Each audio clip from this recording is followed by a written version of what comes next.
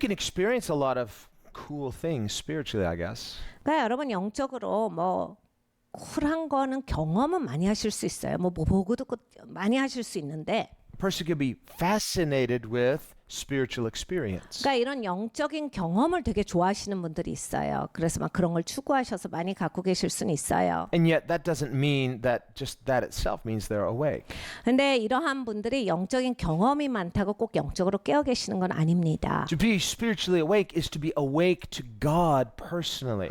여러분 영적으로 깨어 있는 거는 하나님께 깨어 있는 거예요. 그러니까 개인적으로 하나님께 깨어 있는 사람을 말합니다. You're not just living your life in the world of phenomena. 그러니까 내가 세상에서 그냥 내 맘대로 내가 살아가는 그런 인생이 아니라 You're living an intimate personal relationship with God.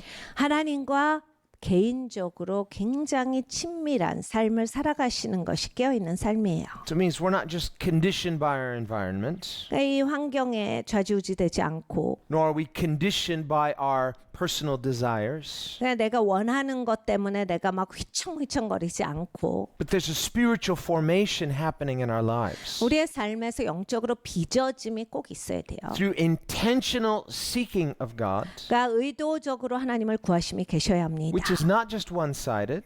그러니까 한쪽만 있는 게 아니라 The Bible says, if you will draw near to God, He will draw near to you. 성경에서 말씀하시는 바 우리가 하나님을 가까이 할 때 하나님께서 우리를 가까이 하신다라 하셨습니다. And He's not going to prove Himself to skeptics. 그러니까 하나님께서는 회의적인 사람들에게는 꼭 이렇게 하나님을 설득시키지는 않아요. But if we will humble ourselves 근데 우리가 겸손하게 나가면 and seek Him and be willing to be taught by God, 우리가 하나님을 구하고 하나님으로부터 배워야 되겠다라고 하는 그런 심령을 가지고 있으면 then God, who takes pleasure in this kind of humble faith, will step forward and reveal Himself more to us. 하나님은 겸손한 믿음을 참 기뻐하세요. 그래서 겸손한 믿음을 가진 자에게는 하나님이 가까이 와주세요. 그래서 하나님을 보여주셔서 하나님을 알게 하십니다. Let's look at a couple verses and then we'll move on. Romans chapter 13 로마서 13장을 좀 보겠습니다. and verse 11.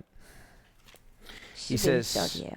Romans 13:11, and do this knowing the time that now it is a high time to awake out of sleep, for now our salvation is nearer than when we first believed. 또한 너희가 이 시기를 알거니와 자다가 깰 때가 벌써 되었으니 이는 이제 우리의 구원이 처음 믿을 때보다 가까웠음이니라. The night is far spent, the day it is at hand. Therefore let us cast off the works of darkness and let us put on the armor of light.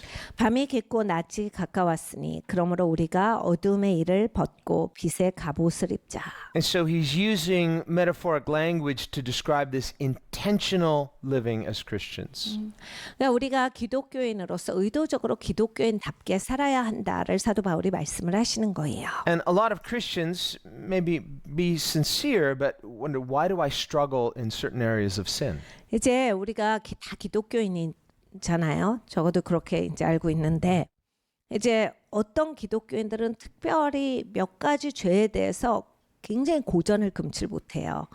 저는 왜 이럴까요? 저는 왜 이게 안 될까요? 이런 영역들이 있습니다. And not everybody's alike and not everybody struggles with the same sin.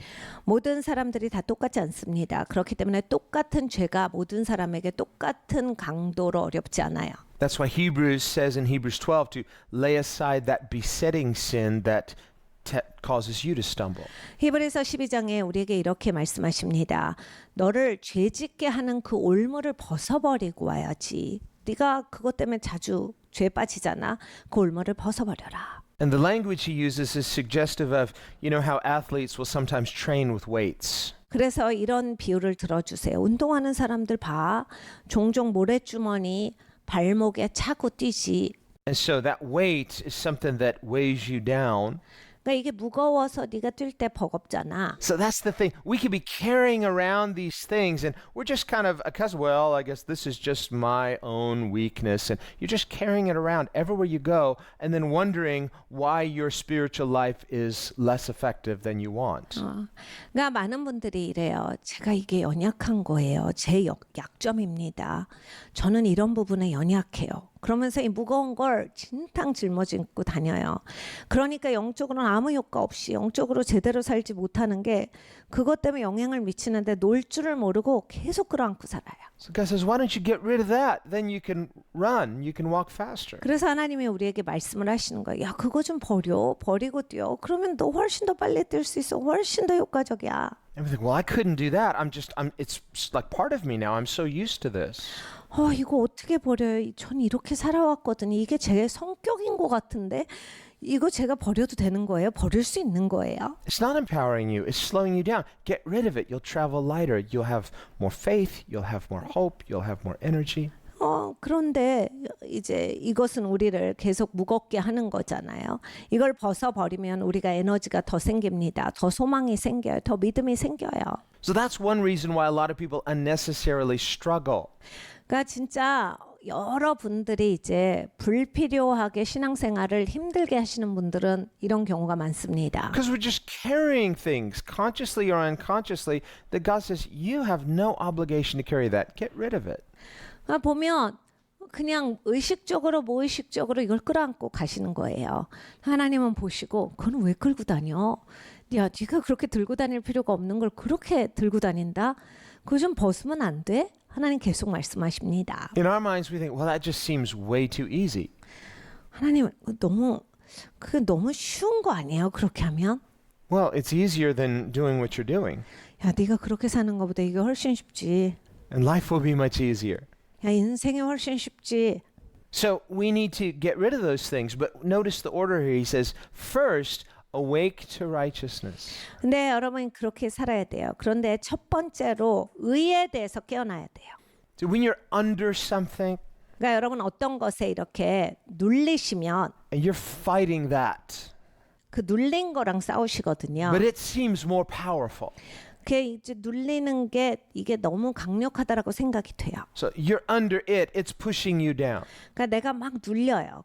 I think that's why the disciples fell asleep in the garden because they just felt overwhelmed. 제자들이 그래서 겟세마네 동산에서 잠이 든 거예요. 너무 오버웜 되니까. So when the Bible says awake, it says awake to righteousness. 그래서 성경에서 명령하시는 것은 의에 대해서 깨어라. When Jesus said watch and pray, he didn't mean watch the negative things. He means watch what God is doing. Watch what God is saying. 예수님께서 너희가 파수하며 기도하라 하셨어요. 깨어서 보면서 기도하라. 그냥 상황을 보면서 아무거나 보면서가 아니라 하나님을 보면서 기도하라라는 말씀이거든요. Be awake to God. 하나님께 깨어나셔야 돼요. Remember what God said to Ezekiel. 하나님께서 이 에스겔에게 말씀하신 게 있습니다. First of all, he showed him the Sanhedrin worshiping Tammuz secretly in the temple. 첫 번째로 하나님은 뭘 보여주셨냐면 산헤드린 공회가 하나님의 성전에 와서 하나님을 예배하는 게 아니라 담무스를 예배하는 것을 보여주셨어요. So here's the leadership of Israel. 이스라엘의 리더라고 하는 사람이 They're Israel's government. They're supposed to be its spiritual and civic leaders, but they're worshiping the devil in secret inside the temple. 그러니까 이스라엘의 리더라고 하는 사람들이 하나님의 성전에 와서 하나님을 예배하는 것이 아니고 다른 것을 섬기고 있는 것을 하나님이 보여주신 거예요. Now they're not doing outwardly, so outwardly they appear to be the Sanhedrin. They appear to worship the one true God. 그러니까 겉모양에서는 사람들이 모르겠어요. 그러니까 겉모양에서는 산헤드린 공회예요. 이스라엘의 리더잖아요. 그러니까 하나님을 예배하는 듯이 보여줬지만 But in secret, God shows the prophet they're worshiping the devil. 그러니까 비밀로는 이렇게 마귀를 섬기고 있었다라고 하는 거예요. 하나님의 종에게 하나님이 보여주신 거예요. Then God shows Ezekiel the nation. 그리고 나서 하나님께서는 에스겔에게 그 나라를 보여주셨어요. And among the nation, he shows two kinds of people. 야, 이 나라에 두 종류 사람들이 있어. The first kind are pretty apathetic. 한 종류는 뭐가 그렇게 아무 의미가 없는 사람들이야. These are the people that say, well, as long as the economy's good. 그냥 뭐 돈만 돌면 되는 거 아니에요. You know, so, hey, the economy's good, God's blessing our nation. 그러니까 이 경제만 좋으면 하나님의 축복하시는 거니까 괜찮은 거 아닙니까? We're blessed, we're prosperous. 우리가 복 받고 우리가 풍요로우니까 괜찮은 거 아니에요. But they're not grieved about this moral and spiritual decline. 그러니까 영적으로 그리고 도덕적으로 무너져 내리고 있는 것에 있어서 전혀 마음이 요동이 안 돼요. And then God showed Ezekiel a second kind of person. 그리고 또 하나님께서 다른 부류의 사람들을 보여주세요. And these people had a heavy heart. 이 사람들은 마음이 무거워서 Just 살아요. walking around sighing deeply and grieved and heavy. It's like, God, there's so many problems. It looks so hopeless. 계속 한숨이 나오는 거예요. 하나님, 이렇게 소망이 없어서야, 이렇게 아버지 무너져서야, 이렇게 안 좋아서야 되겠습니까? 그래서 아버지 앞에 계속 아뢰는 사람들이에요. Maybe shaking even a little bit. 좀 흔들리기도 하면서도. But not so overwhelmed, not so depressed that they're going to sleep, but they're carrying this. They're struggling in this. 그러니까 이 너무 오버웜되면 자버리거든요. 아무것도 안 하고 무기력해져요. 거기까지 가는 건 아니에요. 무겁게 계속 걸어간다라고 하는 건 적어도 이걸 짊어지고 간다라는 거거든요. 아직 무너지진 않은 거예요. 무기력하게 된 건 아니니까. 계속 하나님 이거 큰일이에요. And God was watching them. 근데 하나님이 저들을 보고 계셨어요. He took note of those people. 하나님이 그들을 딱 보시고 He also was watching the apathetic people. He took notice of those people too. 하나님이 또 그냥 입맛 없는 사람들을 보셨어요. 그들도 딱 보시고서 And then Ezekiel heard God say to an angel, take and go mark every one of those people that has a heavy heart and they're sighing and they're grieved and they're concerned about the spiritual decline in Israel. 에스겔이 보고 있는데 하나님의 말씀을 하세요. 천사에게 가서 야 저기 한숨 쉬는 애들, 마음 무거운 애들, 지금 힘들어서 그냥 마음이 고통스럽고 이것 때문에 고뇌하는 애들, 걔네들한테 인을 쳐라. The ones who are apathetic, not chosen. 근데 여러분 아무 생각 없는 사람들을 하나님이 택하시지 않았습니다. This is the heart and mind of God. 그러니까 하나님의 생각과 하나님의 마인드가 이래요. So don't get angry at God when we see the circumstances and it looks like nothing's changing. Wow, where's God? What's happening? Be grieved, but trust in God. 그러니까 여러분 우리가 살면서 막 상황이 아주 나쁠 때 있잖아요. 막 답답하고 막 용기가 꺾일 때 그럴 때 무너지시면 안 돼요. 그냥 내가 마음이 힘들고 갈등해도 그걸 캐리해 가셔야 돼요. 그리고 하나님을 보셔야 합니다. 계속 하나님을 바라보면서 사셔야 돼요. 무너져 내리시면 안 되는 거예요. We shouldn't ignore it when we see things that are not right. 그러니까 여러분 옳지 않는 것을 보는데 마음이 괜찮으면 되시겠습니까? Even when we're powerless to do anything about it in the natural. 내가 자연계에서 아무 능력이 없고 할 수 있는 게 없다라고 할지라도 마음이 안 좋으셔야 정상인 거예요. But in our frustration, 근데 내가 막 힘들다가 and in the temptation to fear, confusion, feeling overwhelmed, 두렵고 혼동되고 버겁다 싶으면 if we just say, okay, God's in charge, I don't know how, but okay, God will do it, and we stop caring, that could be apathy. 이럴 때가 있어요. 모르겠다. 더 이상은 그냥 하나님 알아서 하시겠지. 하나님 전지전능하신데 뭐라도 하시겠지. 그냥 하나님 알아서 하시게. 그리고 나는 입맛을 싹 없애요. 그래서 아무 흥미도 못 느끼고 아무 감각도 없이 그렇게 살아갈 때가 있습니다. But if you're so under it that you allow it to overwhelm you and just make you fall spiritually asleep, then you're just taken out by it. 그런데 또 이제 내가 너무 디프레스되고 너무 용기가 꺾이고 너무 무거워서 그냥 영적으로 자버리는 상태가 되면 이미 아웃이에요. So to be awake spiritually is like Jesus in the garden. He's not necessarily happy in that moment in his emotions, but there's a meaningful struggle. 그러니까 예수님께서 겟세마네 동산에서 고뇌하실 때 이게 막 재밌는 게 아니잖아요. 진짜 어려운 예수님의 고뇌인데 그 씨름을 하시면서 의미 없는 씨름이 아니셨다라고 하는 거예요. 그 의미 있는 씨름을 하고서 그걸 통과하신 거예요. Many times in this kind of situation, that's what our prayer means, a meaningful struggle. 그러니까 여러분 이런 상황에서는 기도는 항상 이렇습니다. 의미 있는 고뇌예요. It's true we don't know how God's going to resolve it. 여러분 하나님이 어떻게 하실지 우린 모릅니다. But to participate in the kingdom of God, to participate in the city of God. 그러니까 그런데 하나님의 나라에 동참하셔야 돼요. 하나님의 도시에 들어오셔야 하는 겁니다. So we see Christians have to be awake to God. Otherwise, if you're not awake to God, you're just awake to this narrative. You're going to struggle against it, but you're being manipulated by its rules. 그러니까 여러분 이제 꼭 하나님께 깨어 있으셔야 돼요. 하나님께 깨어 계시지 않은 기독교인들은 사람들이 말하는 것에 휘둘리게 돼 있어요. 그리고 그렇게 막무가내로 사는 사람들의 룰에 여러분은 휘감기게 돼 있어요. 그래서 여러분은 무너지게 돼 있습니다. Effective spiritual warfare happens when we transcend that level of manipulation and now we're above it. So now we can see clearly not only the devil's strategies but the heavenly strategies. 그러니까 여러분 효과적인 영적 전쟁은 위에 올라서셔야 돼요. 미혹 위에서 사셔야 돼요. 그래서 미혹 위에 가시면 뭐가 미혹이고 뭐가 잘못됐는지 그때서야 보이시거든요. 그 위까지 올라오셔야 합니다. Remember in the book of Revelation, 계시록에 John heard a voice that said, "Come up here." 요한이 이런 얘기를 들어요. 이리로 올라오라.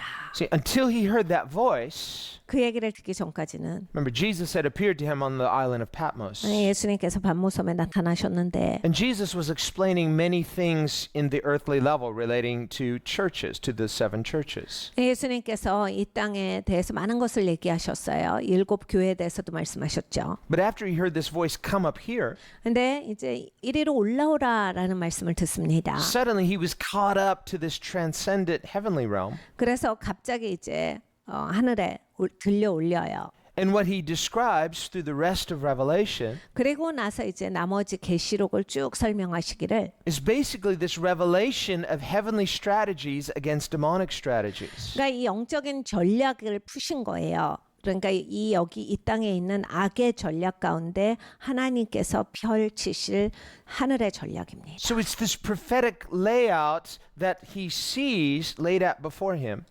그러니까 이 예언적인 레이아웃이 쫙 깔리는 거예요. 지금 이 요한은 그걸 쫙 보고 있는 거예요. Now, a lot of scholars, especially liberal scholars, they try to give Revelation a late date, like AD 90 and so on. But really, that's arguable. The better evidence is that it was before 70 AD.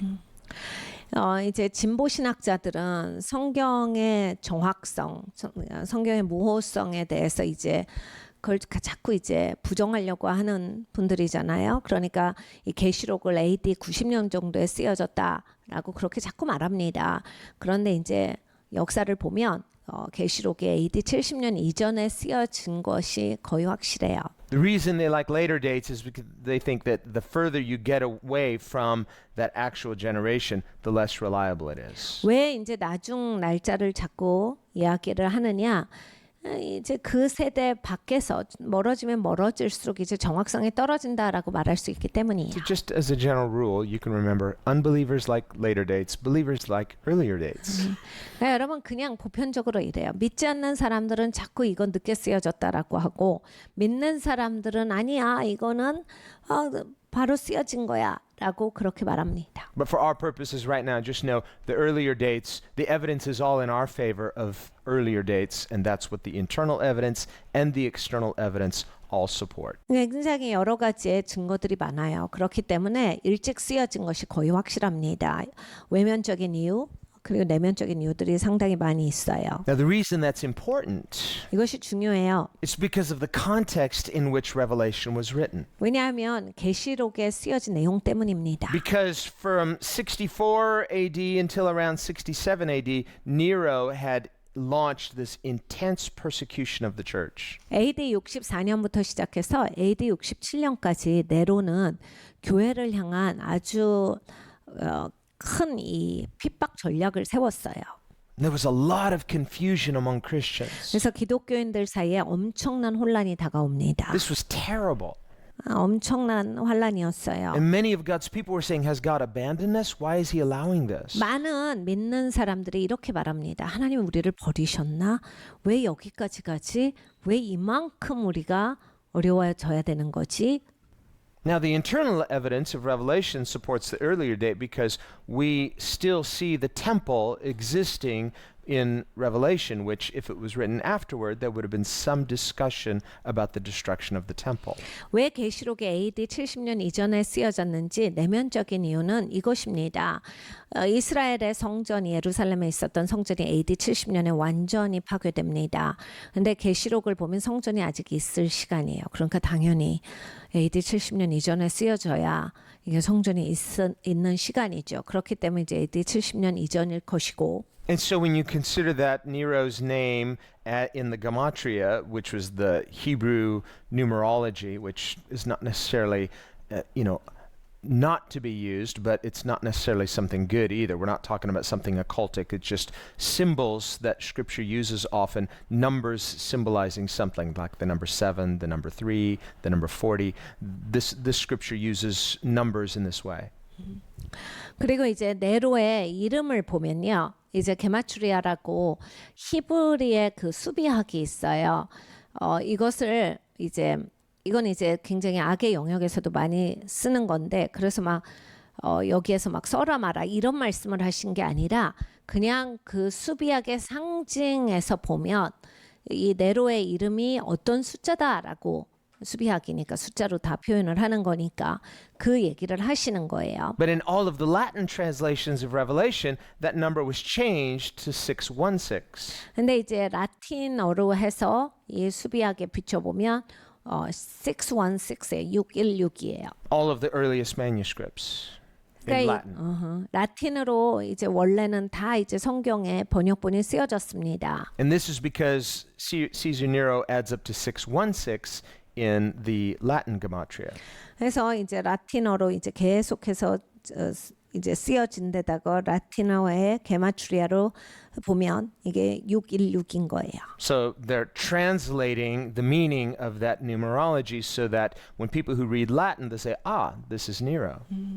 그러니까 이제 수비학을 그때 당시에는 이제 널리 사용하고 있었기 때문에 라틴어로 읽다가 616 나오면 네로구나 이렇게 사람들이 알 수 있는 그런 내용이에요. And Nero's nickname was the Beast. 그리고 네로는 짐승이라는 그러한 별명을 가지고 있었던 사람입니다. And he would literally dress up like a beast, put on animal skins, have his people release him from a cage, and then he would literally devour human beings. 이 역사서들을 보면 네로는 진짜 상당히 이상한 사람이에요. 그래서 자기를 이제 우리 같은 데다가 들어간다라고 하고 문을 잠궈라라고 한 다음에 그런 짐승의 옷을 입어서 자기를 짐승같이 만들고 이제 우리를 열어 그래가지고 그 짐승의 모습으로 자기가 이제 뛰쳐나오고 이런 놀이를 즐겼어요. So when the book of Revelation talks about this person called the Beast, whose number is 666, and he says, let the reader understand. Well, all of those readers would have immediately understood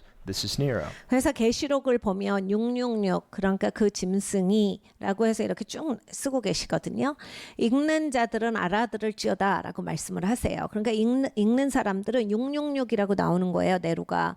그러니까 다 이제 네로 얘기구나라고 하고 알아듣고 있었지요. So in inspiring John to write Revelation, God wanted to encourage his people to be spiritually awake in a very difficult time.